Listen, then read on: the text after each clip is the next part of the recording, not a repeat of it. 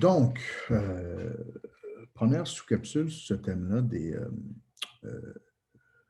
ce que j'appellerais les défis à la mise en scène. Donc, on n'est pas des metteurs en scène, on n'est pas des réalisateurs, mais j'utilise souvent cette expression-là. Vous m'avez peut-être entendu la sortir durant les capsules, de mettre en scène, c'est-à-dire de prendre notre histoire telle qu'on l'a conceptualisée durant le synopsis, durant notre idéation, et de la transformer en scène en ce qui va composer notre scénario.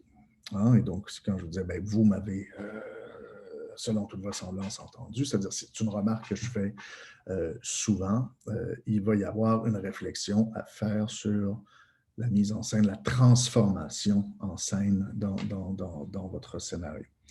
Et donc, j'emploie l'expression dans ce sens-là, donc de prendre notre histoire telle qu'on l'a imaginée, peut-être de façon plus, dans une bulle, de façon plus littéraire, tout ça, et l'adapter à la spécificité du format scénaristique. Donc, pour moi, je vous le disais tout à l'heure, mais les deux défis, on va voir les deux défis, souvent les deux erreurs qu'on va commettre le plus souvent, ou les deux défis au sens où c'est quand même assez difficile à faire, se situent d'abord du côté de la composition de l'action et ensuite au niveau de l'exposition, soit de la diffusion, de la modulation de l'information. Donc, première partie, pour l'instant, composer ou surcomposer ou décomposer l'action. Là où je dis que c'est un défi, évidemment, bien, ça revient à ce que je disais tout à l'heure dans la formule, je pense que je vais le répéter souvent, mais le cinéma, c'est de la continuité qu'on construit à partir du discontinu. Donc, ça, je pense que l'illusion de base du cinéma et qui nous apparaît d'autant plus frappante qu'on en fait, qu'on participe par exemple à un tournage, c'est à quel point justement la continuité qui est offerte au regard à la fin est faite de discontinuité. Moi, la première fois que j'ai participé à un film, ça fait longtemps, même ça m'a fait ça quand j'ai commencé à scénariser, quand j'étais sur des tournages, mais même mes premiers films étudiants au cégep, c'est-à-dire quand tu comprends comment c'est fait un film, ça vous est peut-être déjà arrivé, ça risque de vous arriver, bien, après ça, tu es des années. Ouais, ça m'a pris quand même une bonne couple d'années avant de retrouver ce naturel-là de spectateur. Hein, parce que quand on fait un film, à partir du moment où on se rend compte que quand il y a un personnage, par exemple, juste dans un champ contre champ, bien normal. Donc, quand il y a un personnage qui parle, la caméra se retourne, on a juste le champ contre champ, le personnage qui lui répond.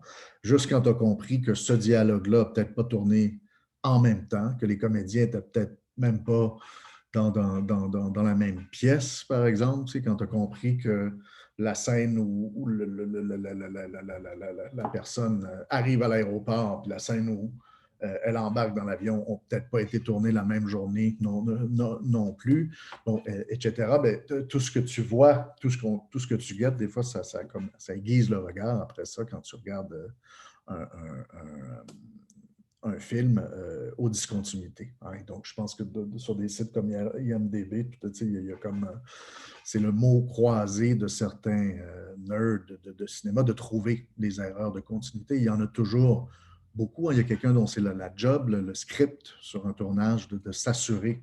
Et le script, c'est comme le défenseur de la foi, littéralement il faut l'aider, il faut penser à lui, mais c'est vraiment la personne qui incarne votre scénario sur un plateau de tournage. Donc, il y a une personne qui est avec le scénario et qui gère la continuité. Donc, il va nous falloir ça, il va nous falloir ça. Il faut se rappeler que cette scène-là, comme je vous disais tout à l'heure, est la suite de telle scène. Donc, si on s'est changé, comment être habillé, et tout cet aspect-là, comme il y a des discontinuités, donc comment elle était habillée, avait-tu enlevé sa casquette à ce moment-là, il y avait-tu sa robe de chambre, était-tu attachée, bon, c'est là où le script qui gère ça. Bon, c'est un peu loin de nos préoccupations, mais quand même, il faut garder ça en tête, donc cette idée de continuité à travailler avec à faire avec la discontinuité et nous aussi, d'une certaine façon, il faut comprendre ça pour écrire correctement notre scénario, pour gérer notre continuité. Et d'une certaine façon, il faut savoir jusqu'à quel point on peut, non seulement on peut, mais on doit tricher pour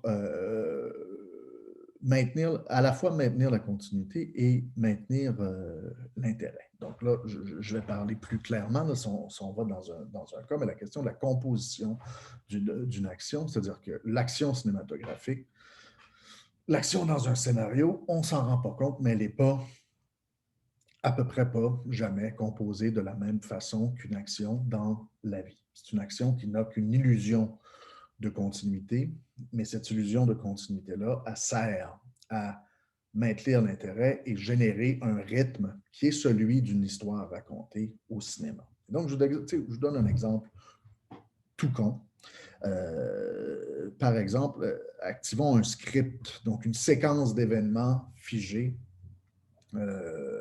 aussi bête que partir pour aller au travail. En ce moment, c'est de la science-fiction. Partir pour aller au travail, c'est se lever et s'asseoir devant son ordinateur. En tout cas, pour les gens comme moi qui avaient un job de plus de bureau, donc j'ai pu aller à l'université, mais disons, dans le monde pré- ou post-COVID, donc la séquence d'action normale, partir pour aller au travail, qui occuperait une scène probablement dans un film. Mais dans la vraie vie, si on regarde, moi qui pars au travail, ça implique, par exemple, je mets mon manteau, je mets mes souliers, je mets mon... je commence à descendre les marches, par exemple. Moi, dans mon cas, ça va être probablement, je m'aperçois que j'ai oublié mes clés, je remonte les chercher, je redescends, je sors, je barre la porte, je descends les marches, je marche dans la rue, je trouve mon vélo, c'est pas pire, je le parque toujours à la même place. Donc, je t'avais de le serrer, mais donc je trouve mon vélo, je le déverrouille, j'embarque dessus et je pars. Peut-être dans la vraie vie, des fois, un matin après une fin de semaine ou quelque chose comme ça, je me rends compte que j'ai oublié mon casque, par exemple, puis je me demande si je vais le chercher ou pas, bon, etc. Mais vous voyez, on descend cette liste-là. Et bien sûr, dans un film, si je montre absolument tout ça, si je suis un scénariste comme vous qui travaille sur un scénario de court métrage, à un moment donné, je vais occuper beaucoup d'espace avec pas grand-chose. Donc, il faut vraiment se demander, et c'est un peu ça l'art. Et je vous dis, écrivez-le comme ça, là, mais c'est un peu le principe. Écrivez-le comme ça vient, mais vous allez comprendre au moment de vous éditer, de vous éditer, de ramener ce que vous avez écrit à une quantité raisonnable, d'une certaine façon. La bonne façon de décomposer l'action, c'est de vraiment ramener ça à ce qu'il nous faut pour comprendre. Ce qu'il nous faut pour comprendre et aussi ce qu'on veut, qu'est-ce qui est l'information importante. Donc, dans la série, dans la séquence que je viens de vous décrire d'action naturelle, si vous voulez montrer que, comme moi, votre personnage, par exemple, est un peu tête en l'air ou carrément TDAH, tous les moments, justement, où on peut même les surdéterminer si on était dans une comédie, oublie ses clés, oublie de barrer, oublie son casque. On pourrait vouloir vraiment le décomposer comme ça si on en retire des rires et si on est en train de vouloir apprendre quelque chose sur un personnage. Si on est juste en train de setuper une action qui va me mettre sur la route du bureau, mettre votre personnage sur la route du bureau, le côté... Il y a toutes sortes de façons de le faire, mais ça peut aller bien vite. On peut avoir, je mets mon manteau, je descends les marches, puis on peut couper à je suis en train de débarrer mon bicycle. On vient de sauver comme beaucoup d'étapes et le regard humain, cognitivement, c'est notre réflexe. Le cinéma est construit là-dessus, à son noyau, il faut s'en rappeler, sur une illusion de continuité. Donc, on crée de la continuité. Le cerveau humain travaille comme ça. Et quand je dis, même dans son noyau, c'est que le cinéma, on a l'impression d'une image continue. Alors, pardon. Attendez-moi 2 secondes. Bon, il y a un son qui me gossait en le cherchant. Je n'ai pas su c'était quoi, mais il est disparu. Donc, c'est ça. Quand je disais illusion de continuité en son noyau même, le cinéma, c'est déjà une illusion d'une image continue. Qu'est-ce que c'est le cinéma? Ben, une image cinématographique, ce n'est que beaucoup de photos. C'est 24 images secondes. C'est le cliché. Donc, c'est beaucoup de photos à la seconde qui fait qu'on a l'impression de voir la vie elle-même, mais ce n'est pas l'écoulement du temps, l'écoulement du flux visuel tel qu'on le vit dans la vraie vie. C'est juste une série de photos. Vous voyez ce que je veux dire? C'est le noyau même de ce que c'est le cinéma, et donc c'est normal que ça se répercute à l'échelle de la scénarisation, puis de comprendre que dans le fond, on fait ça. On a tendance à créer de la continuité cognitivement, les êtres humains, au niveau visuel même, mais on est capable de faire la même chose. On a tendance à faire la même chose au niveau de l'action. Donc, dans la scénarisation, on va être capable de gagner du temps, de gagner du rythme, de gagner de l'efficacité à l'ouette en tablant sur cette continuité-là. Donc, vraiment, décomposer les actions, c'est un réflexe que vous allez avoir, qu'on n'a pas toujours tout de suite ou qu'on ne fait pas toujours de la bonne façon, mais qu'il va falloir revisiter, qu'on va regarder. Mais déjà, gardez-le en tête quand vous écrivez, c'est-à-dire que souvent, on va avoir tendance à en donner trop. On est capable de dire, ben déjà, je pourrais, si même je ne suis pas tout seul, si je suis ici, puis je dis à ma copine, à mes enfants, ben là, je m'en vais, je m'en vais au travail, je pourrais couper, puis paf, j'arrive à l'UQAM. Et on comprend, ben, il a fait son chemin. Donc, si même ça doit vraiment se passer à l'UQAM, ben, je vais peut-être me rendre compte que toute la séquence où je sac mon camp de chez nous, elle ne sert à rien. Donc, vous comprenez ce que je veux dire, mais il y a vraiment, donc, en fonction de ce principe que j'ai expliqué dans une capsule, mais que je répète, le principe de l'efficacité maximale. On peut, j'ai juste streamliné en bon français, filtrer les actions pour faire vivre nos personnages, faire vivre notre récit, mais à un rythme qui est beaucoup plus volontaire que celui de la vraie vie. Et c'est ça qu'il faut se rendre compte au cinéma, c'est-à-dire à la fois on crée une illusion de réalité, il faut se reconnaître dans ce que les actions, dans ce que les personnages font. Faut nous donner des lieux d'identification, mais le temps ne s'écoule pas et ne s'écoulera jamais de la même manière. Et on est tellement habitué à ça que si cette séquence-là, que je vous dis, ces séquences-là sont mal adaptées, au lieu de créer de l'adhésion, souvent, ça va créer du décrochage. Hein? Donc, les personnages de cinéma, ils n'habitent pas, je pense que c'est quelque chose que je répète souvent, ils n'habitent pas un temps continu. Ils vivent par saccade, d'une certaine façon. Et il faut comprendre ça quand on écrit un scénario. Quand je vous disais que ça peut être presque un moment. Il y a des cinéastes expérimentaux comme Pop qui vont faire ça des fois, mais des fois, quand justement on va prendre notre temps de façon indue, ça va nous ramener comme spectateur à l'artificialité du cinéma. À un moment donné, tu es comme, c'est bien long, il se passe donc bien rien. Dans Solaris de Tarkovsky, par exemple, il y a un moment où les Russes sont bons de ça, mais il y a un personnage où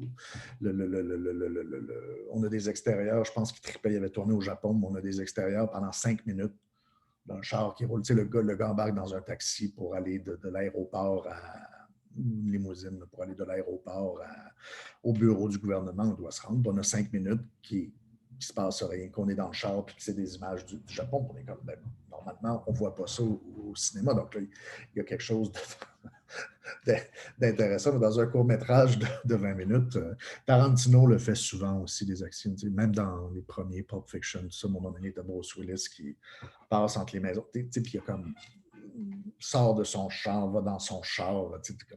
Pourquoi tout ça?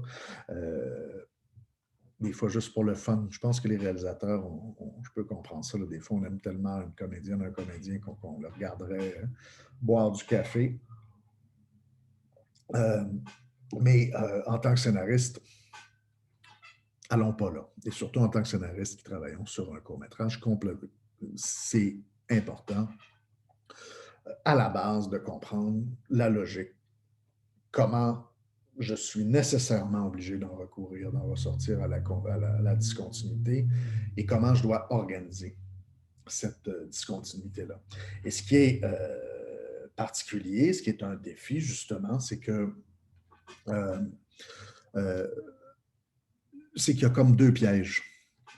Et il y a deux risques à éviter. Bien, il y a celui, comme je vous dis, de la surcomposition, c'est-à-dire de pas assez décomposer l'action jusqu'à un point où ben, on perd du temps, donc on perd de la page et on perd de l'investissement. Parce que veut pas, les personnages de cinéma habitent un monde qui est plus intense que le nôtre. Ils se brossent les dents, mais pas pendant, pas pendant 5 minutes, puis pas nécessairement avec la soie dentaire dessus. S'ils vont au restaurant, ben nous, au restaurant, on va rejoindre un ami au restaurant. Il y a tout le moment de. On cherche notre ami, on l'attend s'il n'est pas arrivé, on se fait placer, on attend notre ami arrive, il y a du small talk, etc. On fait les présentations. Ben, au cinéma, on peut s'épargner ça. Le repas d'un personnage de cinéma peut commencer juste au dessert, mais au moment où il y a quelque chose à se dire.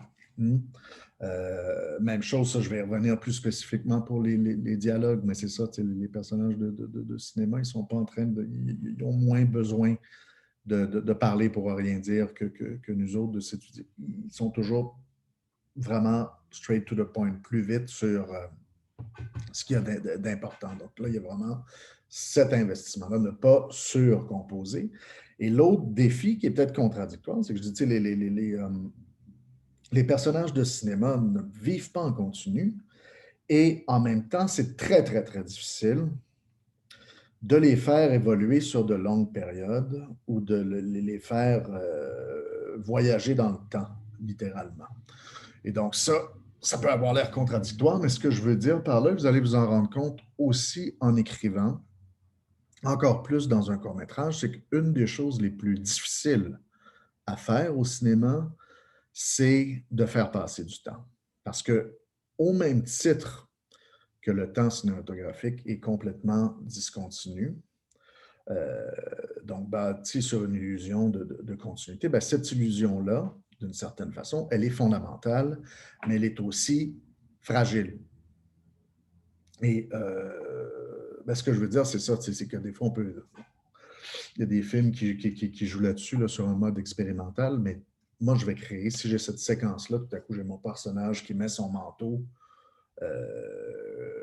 qui sort, bon, qui se rend à sa voiture, à son vélo, puis qui arrive au travail, ben, je vous le disais, on crée de la continuité.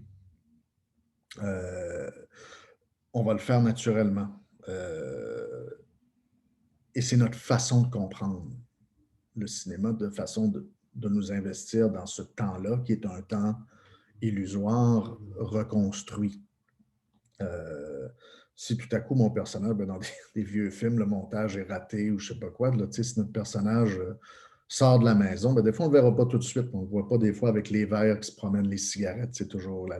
Regardez quand des personnages fument, ça n'existe plus. C'est quasiment criminel aujourd'hui, mais dans des vieux films, quand les personnages fument, la longueur de la cigarette ou la quantité de vin dans le verre, bon, ça c'est des petites erreurs de continuité courantes. Mais c'est ça, ce que je veux dire, c'est que tout à coup, montrer à l'inverse, il y a quelque chose qui se briserait si vraiment, ben, tout à coup, si j'ai mon personnage qui sort de chez eux, puis là, il va chercher sa bicyclette, puis il n'est pas habillé de la même façon, puis il arrive à l'école, puis là, d'un coup, il y a une barbe blanche. Là, c'est comme the fuck is happening? C'est-à-dire, mon réflexe normal, c'est de dire, OK, tout ça se passe en continu. Et là, tout à coup, il y a des indices qui me disent que ça ne l'est pas. Donc, bon, ça serait des erreurs presque théoriques là, qui n'existent pas. Mais ce que je veux dire, le corollaire de ça, l'inverse de ça, c'est cette idée très importante, et vous allez vous en rendre compte que c'est très, très difficile de déployer une intrigue autrement qu'en continu.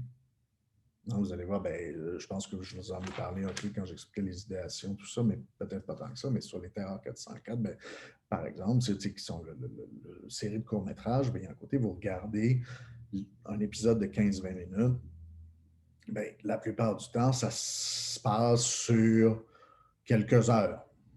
Des fois, une journée, on va avoir une nuit le matin. Une nuit, et pourquoi? Justement, parce que c'est assez difficile de dire naturellement ou de façon fluide, de faire passer une quantité de temps conséquente ou logique. Vous allez voir dans Monsieur Parfait, par exemple, on va avoir ce côté-là. On va réussir à le distendre un peu. C'est-à-dire, ça se passe sur 15 minutes. Bon, l'action doit se passer sur quelques heures. Le temps que la fille rejoigne le dude, bon, ils couchent ensemble, tout ça. Donc, on peut décomposer il y a quelques heures. Puis d'une scène à l'autre, on voit qu'il y a du temps qui a passé. Hein? Quand je vous disais, du matin à la nuit, on peut faire passer ça comme ça. Là, on voit du temps qui ont passé. Ils parlent un peu, bon, ils couchent ensemble, après ça, adorent, ils dorment. Donc, on voit qu'il y a du temps qui passe. C'est pas clair, mais comme ça, déjà, on peut faire quelques heures en 15 minutes, mais autrement, c'est assez difficile. Là, je vous parlais du carton tout à l'heure, par exemple. Oui, on peut dire, bon, on peut dire 2 semaines plus tard, comme 2 heures plus tard, comme 4 heures plus tard, 2 jours, whatever, si on en a besoin. Si on en a besoin, justement, mais c'est un besoin qui doit être compris. Il y a toute une question de logique et comme je vous dis, il faut s'en servir vraiment quand on en a, ça peut clarifier, OK, c'est le lendemain. Une semaine plus tard, j'aurais un récit d'une fille qui voit un client bizarre au café, je pourrais faire lundi, mardi, bon, etc. Mais il faut que je comprenne cette logique-là. Et là, c'est peut-être plus subtil l'argument que j'essaie de faire, mais je pense que d'une certaine façon, ce que j'essaie de vous dire, c'est que le passage du temps ne doit pas être arbitraire. S'il n'y a pas de bonne raison qui se passe 2 jours, vous avez beau m'écrire 2 jours plus tard, comme spectateur, je vais être oui, mais c'est quoi le lien entre ce qui est arrivé là puis ce qui arrive 2 jours plus tard, puis en quoi ça, c'est lié à ça? Il y a toute une question. Si je ne suis pas capable de rattacher les fils, ce n'est pas juste avec un carton que je vais être capable de les rattacher. Donc, la question de la décomposition du temps, de l'action, je pense que vous n'avez pas ce problème-là très, très souvent. Parce que par réflexe, la plupart d'entre vous, de façon intelligente et saine, je vous rends hommage, avez choisi le court-métrage. Je pense le choix spontané du court-métrage, c'est une espèce de huis clos spatio-temporel. On y va en général pour une séquence assez courte dans un lieu assez restreint. Mais qu'est-ce que je voulais dire? Donc, c'est ça. Donc, ça va, mais si vous avez tout le monde, et là, ça va être des défis particuliers, là, mais donc vous pourrez m'en parler, mais si vous avez c'est tout à coup l'écoulement, une action qui se passe sur plusieurs semaines, sur plusieurs mois, qui se décline, ça, vous allez voir, ça va poser des défis assez importants, et même plus dans notre cas, sur plusieurs jours. C'est dur d'avoir quelque chose qui se passe le vendredi puis de faire comprendre qu'on est rendu le dimanche, par, par exemple. Q-card ou pas. Donc, à garder en tête cette question de discontinuité un peu de l'autre bord, d'une certaine façon. Et donc, je vais revenir dans des cas particuliers à ça, mais ce qui me semble important, donc, pour répéter un credo, donc le personnage ne peut pas vivre en continu. il peut difficilement, surtout le personnage de court-métrage, évoluer sur de longues périodes ou voyager dans le temps, comme j'aime le dire. Il y a toutes sortes de trucs qu'on regardera quand il y a quelque chose. Oui, il peut y avoir un petit coda là, plus loin, mais avec le maquillage, avec des fois, dans un déménagement, tu vas voir que les gens, le temps avancé, les gens sont plus installés, les saisons. Mais des courts-métrages, tu ne tournes pas ça sur des saisons. Donc, il y a des indicateurs qui peuvent faire en sorte, tout d'un coup, OK, oui, donc les personnages ont l'air, c'est rendu l'hiver. Donc, il y a du temps qui a passé. Mais c'est ça, ça va souvent poser des défis de continuité temporelle et logique importants. L'autre chose qu'un personnage, et c'est peut-être là que je réponds à une partie des questions par rapport à cette logique-là. L'autre chose qu'un personnage de fiction, de cinéma surtout, ne peut pas faire, c'est n'importe quoi. Donc, ça a l'air pas grand-chose ce que je dis là, dire il ne peut pas faire n'importe quoi, il ou elle ne peut pas faire n'importe quoi, mais ce qu'il faut comprendre de ça, justement, c'est que la continuité des actions dépend d'une certaine identification. On comprend ce que les gens font au cinéma en grande partie, soit parce que, pas soit, là, c'est et ou d'une certaine façon, soit parce qu'on agirait pas mal de la même façon à leur place, soit parce que leur action nous a été annoncée.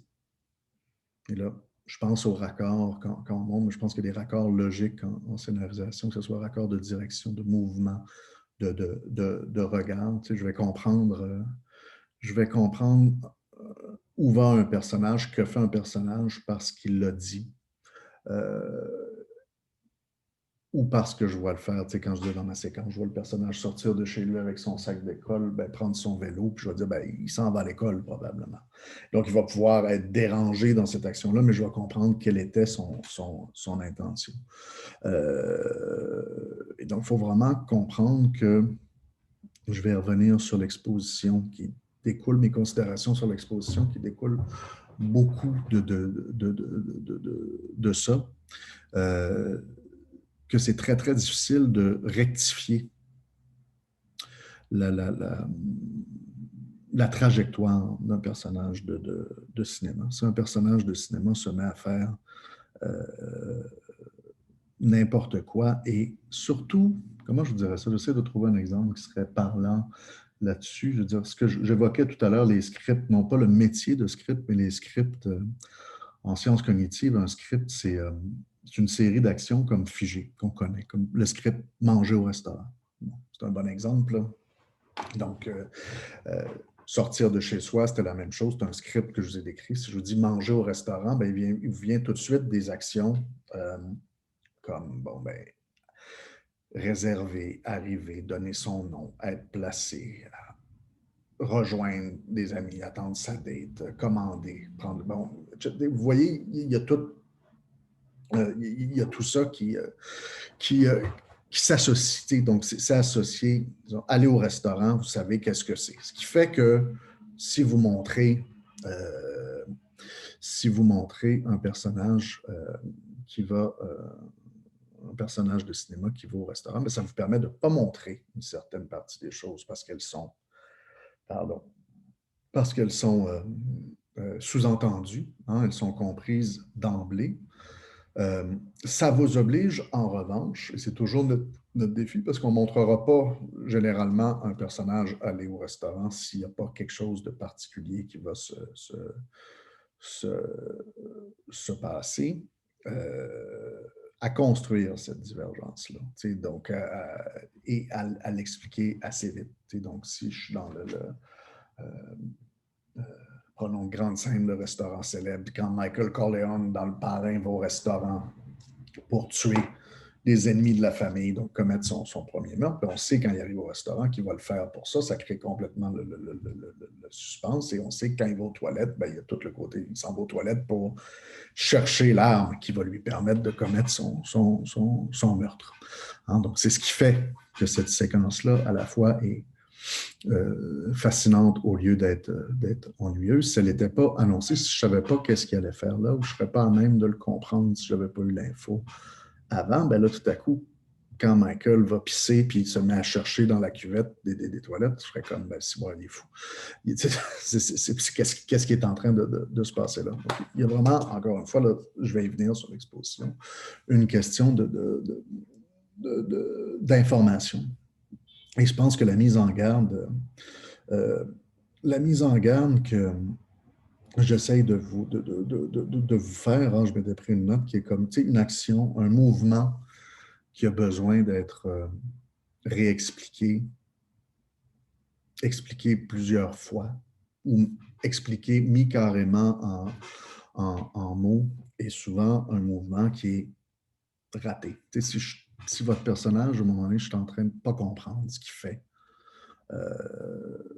puis que je suis obligé, la plus mauvaise réparation, mais je vois ça tout le temps à la télévision, comme dans des films, c'est de faire intervenir un interlocuteur pour dire, qu'est-ce que tu fais? Ce côté-là, donc, je l'ai vu, je ne peux pas nommer le film, je le voyais récemment, c'est plate, c'est un ami, j'ai script édité ça, mais une affaire, le film, j'avais suggéré qu'il répare ça, puis j'ai vu le résultat final, puis c'était pas comme ça. On a souvent ça dans un policier, c'est que tout à coup, on fait un plan, il est en train de faire un plan, donc pour cacher un cadavre dans ce cas-là, puis je regardais la séquence, puis je disais, les deux personnages sont en train de cacher un cadavre dans le court-métrage, ils sont 4-5 fois à un moment donné à dire, là, presque... Ouais, fait que là, qu'est-ce qu'on va faire? On va aller le cacher là, puis là, on va retourner dans 2 semaines pour être sûr que tout va bien. Puis, puis là, on va revenir. Ouais, mais qu'est-ce qu'on va dire qu'est-ce qu'on va dire aux policiers? Donc là, à un moment donné, c'est juste souvent, tu vas être comme, je ne comprends pas ce qu'ils sont fâchés, je ne comprends pas c'est quoi le plan. Et donc, cette idée-là, donc, c'est quoi le plan? C'est ce qui va nous aider aussi quand le plan ne marchera pas. Les plans marchent rarement là, dans le cas des protagonistes de cinéma, mais on trace des trajectoires. Si j'ai un personnage qui marche dans la rue, bon, chez moi, je vois le stade olympique, il regarde toujours le stade olympique, mais on va avoir l'impression, on va pouvoir l'amener à plusieurs places. Si le stade olympique se rapproche, on dit, il s'en va dans ce coin-là, visiblement. Donc, on connaît la trajectoire. Et là, quand il va arriver de l'imprévu, on comprend qu'il y a quelque chose qui a fait déjouer la trajectoire. Mais un personnage qui a besoin d'exprimer ou devant lequel on est comme, qu'est-ce qu'il est en train de faire, justement, par rapport à ce fameux désir? C'est quoi son verre d'eau? Qu'est-ce qu'il veut vraiment? C'est quoi le plan en ce moment? Ça, c'est vraiment l'endroit où il ne faut pas aller, où le plan a à changer et à se réexpliquer 18 fois. Donc, on le verra en action, ce principe-là, plusieurs fois, en relisant vos scénarios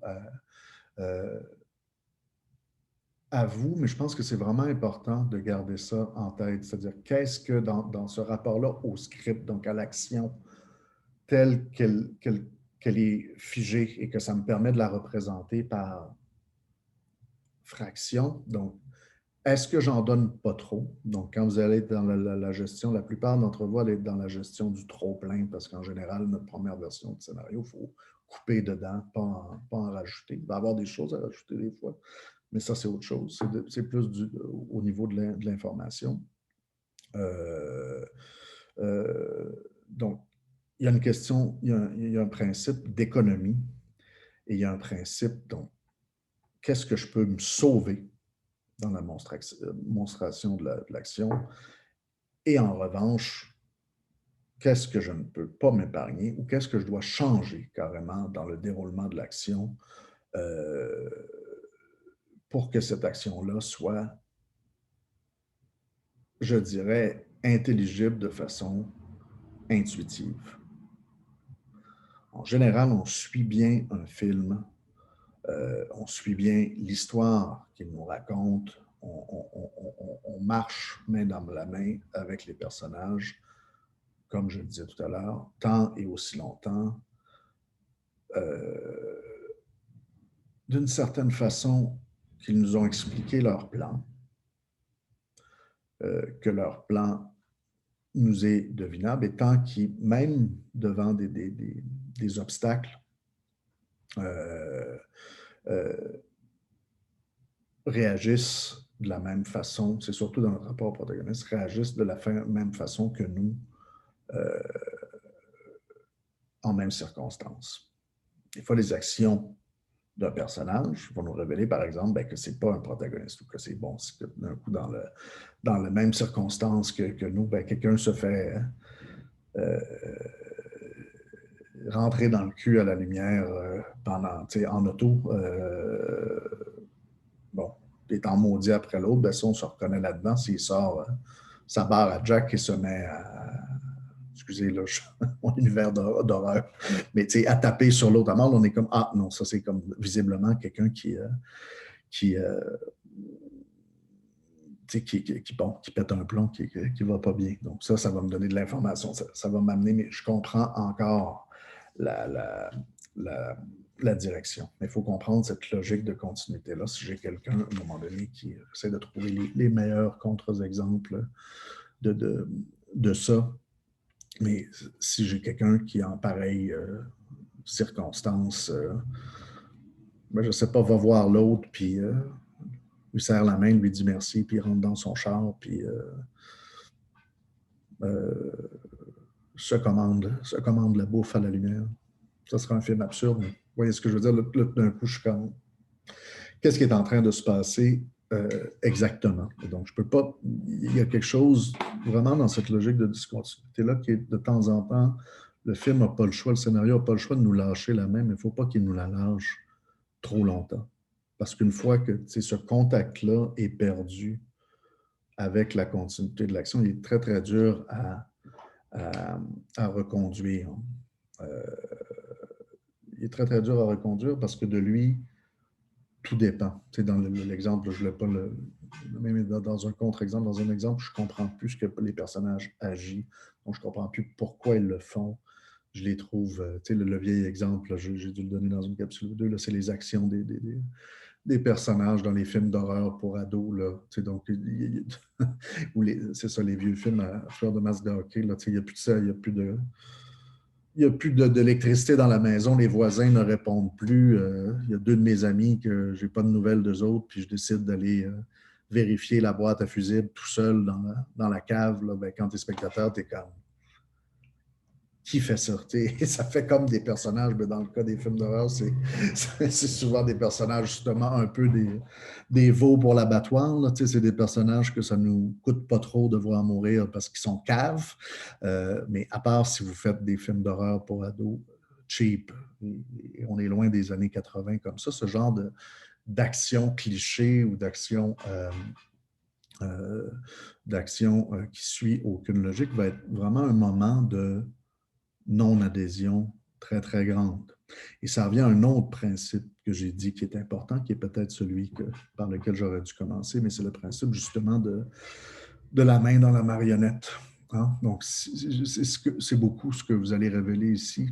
Hein? Quand je revenais avec ma métaphore des personnages, il faut que ce soit des miroirs, il faut que ce soit des représentations de nous. C'est des pièces sur un échiquier aussi. Et là, c'est toute la question de l'artificialité que je vais reprendre sur la question quand je vais en venir à la question de l'exposition. Mais l'artificialité du mouvement, j'ai l'impression que les personnages, tout à coup, je ne comprends pas humainement qu'est-ce qui les amène à poser les gestes qu'ils font. Ben souvent, c'est ça, ça me fait désadhérer, parce que j'ai l'impression que c'est le cinéaste qui ne sait pas raconter son histoire, puis qui me révèle l'artificialité du mouvement, la fille fait ci ou le gars fait ça parce que le cinéaste veut rendre ça à telle place, le scénariste dans ce cas-là, le scénariste veut rendre ça à tel endroit et finir à telle place, mais je ne comprends pas ce que ça me dit. C'est toute la morale de l'histoire, pas juste la morale en termes de qu'est-ce que vous essayez de me transmettre comme valeur. mais bien la portée de l'histoire, sa vérité. Soyons un peu mystiques, ce qu'elle a à me dire sur les êtres, l'être humain, à me surprendre, tout ça. Il n'y a rien de tout ça qui va opérer si tout à coup, je vois la main dans la marionnette, je vois le zipper sur le costume, ou je vois le scénariste qui n'a pas fait son travail de justification, de sélection de l'information, de réflexion sur la logique des gestes à l'œuvre. J'ai l'impression de voir des crétins qui agissent n'importe comment ou au contraire des pièces sur un échiquier qui ne s'est pas donné la peine d'habiller comme il faut ses mouvements, ses déplacements. La direction que prennent ces personnages, c'est tous des moments où le lien, qui est sacré d'une certaine façon, que le lien que j'ai avec le film de « Oh, je suis en train de me faire raconter une histoire, je suis en train de me faire dire quelque chose sur ce personnage-là et à travers elle ou lui sur moi, c'est tout un moment où, comme je disais, les mains se lâchent. Et quand les mains se lâchent, elles ne se retrouvent pas toujours. Donc, à voir, on pourra, comme je vous le disais, le regarder ensemble, mais déjà, on va, dans la prochaine capsule, réfléchir à ça, la question de l'information, parce que c'est un peu le sous-texte de ce que je viens de vous dire au niveau du temps et des déplacements dans l'espace, de vraiment penser à sa continuité. La question subsidiaire, c'est l'information. Donc, comment l'information est transmise. Je vous parlais du plan. Il y a la question du plan. Quelque chose que j'ai dit souvent dans les capsules, c'est bien sûr le corollaire de mes autres descriptions de personnages. La première chose qu'un personnage ne peut pas faire, c'est de penser. Donc, je l'ai répété souvent là, par rapport au synopsis. Le personnage ne peut pas penser. Donc, ce qu'il pense, il doit le dire. Où on doit le comprendre par empathie, par identification avec ses gestes.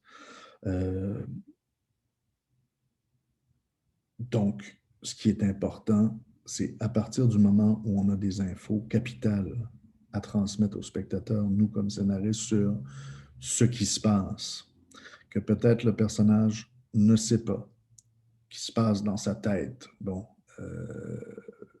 etc. Là, on tombe dans le grand domaine de ce qu'on appelle, et ce qui fera l'objet de ma prochaine capsule, de l'exposition, qui est peut-être la chose la plus difficile à faire en scénarisation, à mon avis, mais qu'on peut déjà, on fait toujours des erreurs, c'est un problème éternel, l'exposition, mais on va regarder dans l'autre capsule, c'est déjà vraiment comment éviter les erreurs les plus courantes par rapport à la transmission de l'information, à son exposition dans le scénario. Donc, je vous reviens vite.